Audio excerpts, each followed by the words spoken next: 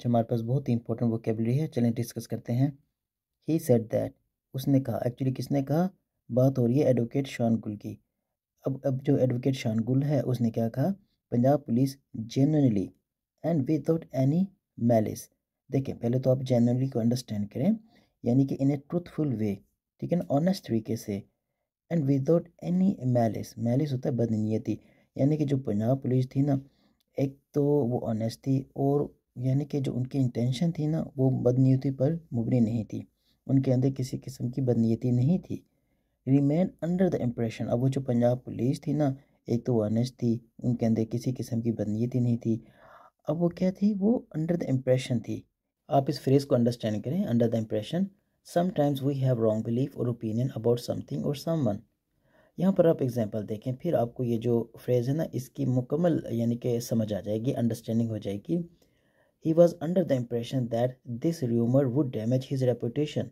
देखें जी, उसका क्या ओपिनियन था, उसका क्या ख्याल था कि जो र्यूमर है ना वो उसकी जो इज़्ज़त है उसको ख़राब करेगी। But to his surprise his reputation remain unhurt. लेकिन हुआ क्या, जो उसका ख्याल था कि इसकी जो शोहरत है वो ख़राब होगी, लेकिन क्या हुआ, उसकी शोहरत जो है ना उसको कोई नुकसान नहीं पहुंचा। इसी तरह एक और एग्जांपल देखें, the customer was under the impression that the product came with a lifetime warranty. अब इसी तरह पुलिस का क्या ख्याल था, since the order of preventive detention pertain to the authority of Islamabad. अब ये जो ऑर्डर थे ना प्रिवेंटिव डिटेंशन के, एहतियाती हिरासत के, यानी कि किसी को हिरासत में ले लिया जाता है ताकि मज़ीद वो कोई जुर्म ना कर सके, ठीक है, उसे हम कहते हैं प्रिवेंटिव डिटेंशन। अब वो जो ऑर्डर थे प्रिवेंटिव डिटेंशन के, pertain to the authority of Islamabad, pertain यानी कि मुतअल्लिका, रिलेटेड टू, यानी कि अब वो इस्लामाबाद से, यानी कि जो वो ऑर्डर थे ना वो निकाले गए थे या इस्लामाबाद की तरफ से थे, वो प्रिवेंटिव डिटेंशन। देयरफॉर इसीलिए दे वर लेफ्ट, यानी कि पंजाब पुलिस जो थी ना was left with no jurisdiction. Jurisdiction इसका मतलब है दायरा कार, यानी कि the official power to make legal decisions, यानी हम यहाँ पर लगा सकते हैं अथॉरिटी और control. Therefore they were left with no authority और कंट्रोल। अब जल्दी से अंडरस्टैंड कर लें कि अंडर द इम्प्रेशन यहाँ पर किस लिए यूज़ हुआ, किस कॉन्टेक्स्ट में यूज़ हुआ।